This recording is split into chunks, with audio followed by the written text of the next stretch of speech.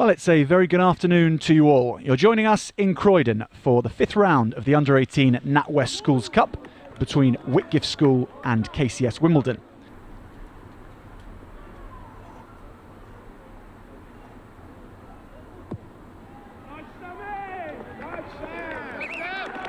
Elegant run up, 2 steps to the side and 3 back in, straight through the posts for Whitgift. 3-0 to the hosts. Wimbledon just happy to give a few yards and take them to ground. Good discipline though going backwards from KCS. Whitgift though have really fashioned a good position here. Pick and go from Ryan Bodkin. And now straight through the heart of the ruck. Edging ever closer is Whitgift. Lasha Jayani takes it on, the number 4. And they go again. Umpteen phases now from Whitgift. This is really good from the host. Laying down a marker early. Can they get over the line? It's a couple of metres short still on the far left-hand side. Now they push for it. Still coming back, and Adkins dives. Doesn't get there. Pick and go again it will be. Wimbledon seemingly repelling them so far. Number 1, Bodkin goes again. And he seems to be over the line, he's given it. Andy Evans got sight of the ball on the whitewash. And Whitgift have their opening score. On the line, on the line.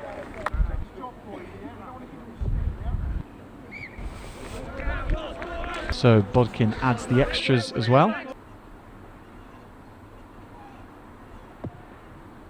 Left foot guides it through again. Morley, 3 from 3, takes his team to 13 points to the good here at home for them. Welcome back to half-time here at Whitgift School. It is 27 points to 0 to the hosts. We had a brief pause as KCS Wimbledon had a heavy head injury to their lock, Morna Geldenace, who happily is up and about walking, probably feeling rather groggy, but seemingly okay. So the actions changed pitches for a while whilst the medics treated the big lock.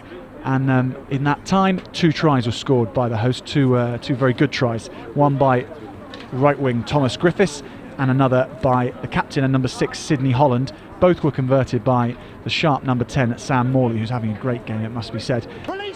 Finn Ned takes the ball short. Sharp gives it up to the backs. Gives it to brother Sharp. Hennessy puts the ball into Tyson, who can't quite get the ball away, and Zach Arney, it comes to him. Tackled really well by Geldenhace for Whitgift. This is as close as Wimbledon have come.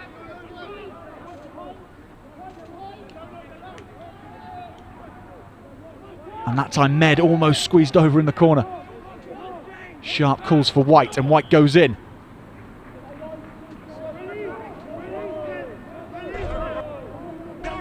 Wimbledon having their best phase of the game here. Got to run through. Robertson now picks up, he fancies a rumble himself and gets over the line. The number 20 in the shirt because the number 3 was torn. Been on the pitch from the start and he's come up with KCS's first score. Strong running from Whitgift.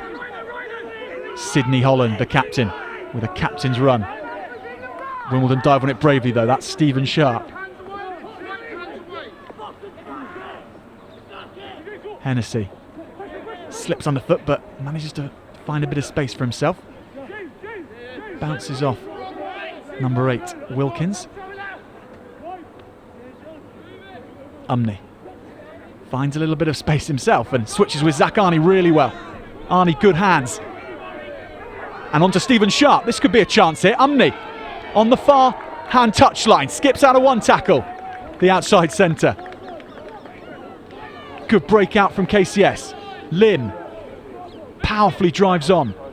Supported by his scrum half and his pack. Arney's in there as well. 5 metres out now KCS from getting their second score in this game. From getting the second score in this second half. 1 metre out. Med goes over.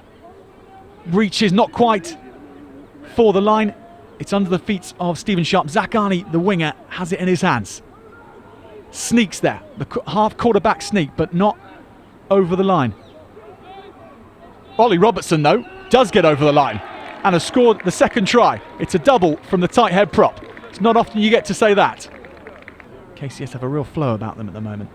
Does Hennessy have a flow about his kicking?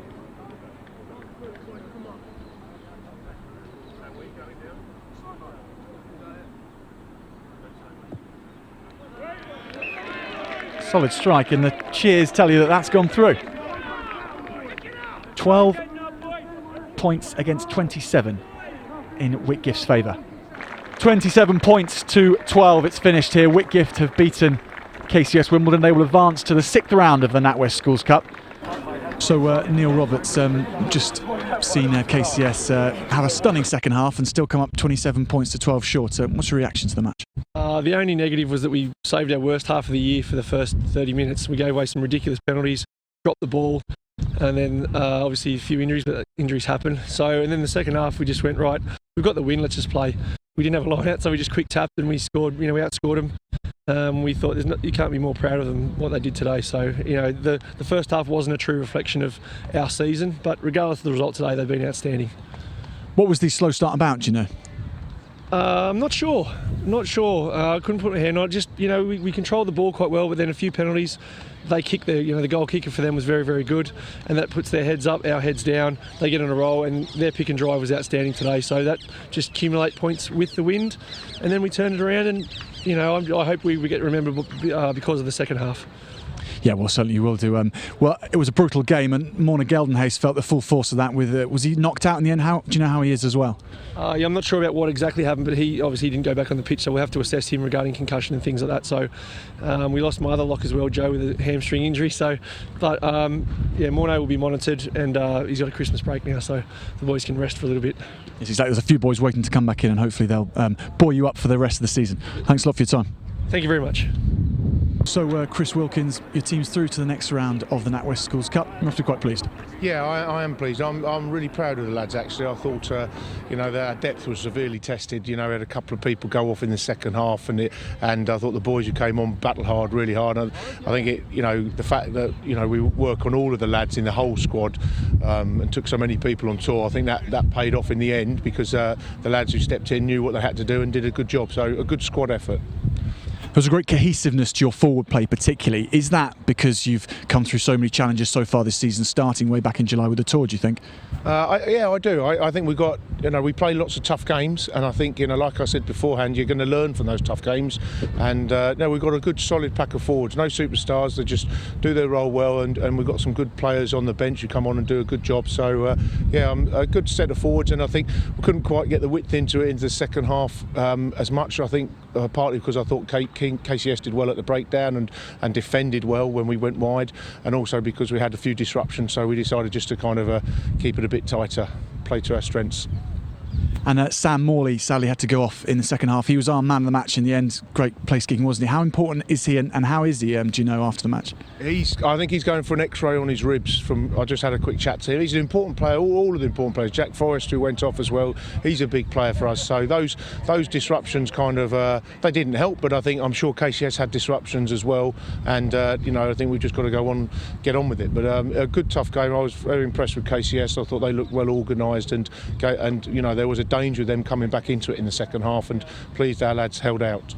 Yes, they did threaten mightily, but you're through to the next round in the end, so come January you're going to be coming back still in the NatWest Schools Cup. You must be fancying your chances a little bit.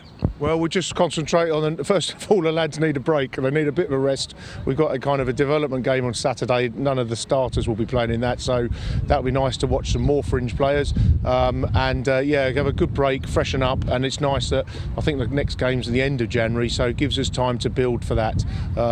With cup games you just got to try and win the next one and then see where you go after that. Well, listen, all the best and good luck in the next round. Okay, thanks a lot. Thank you.